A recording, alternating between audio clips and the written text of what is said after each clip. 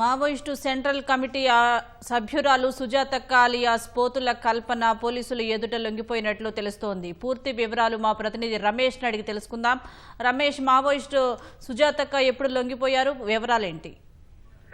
Most wanted గా ఉన్న Maoist Sujatha పోలీసులు ఎదుట లొంగిపోయినట్లయితే సమాచారం వచ్చింది. అయితే మావోయిస్టు గా ఆమె అంచెలంచెలు ఎదుగుతూ సెంట్రల్ కమిటీ మెంబర్ గా ప్రస్తుతం అయితే ఆమె సుజాత పనిచేసినట్టు కూడా తెలుస్తుంది.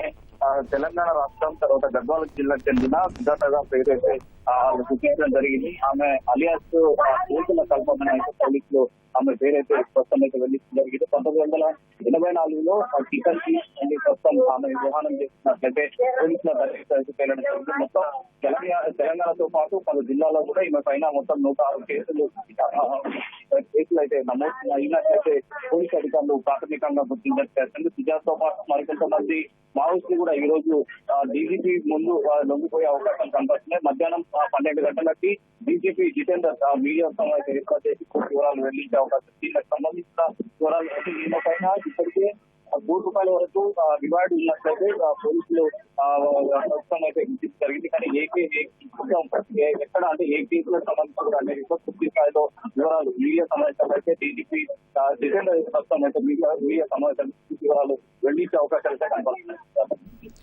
ధన్యవాదాలు రమేష్.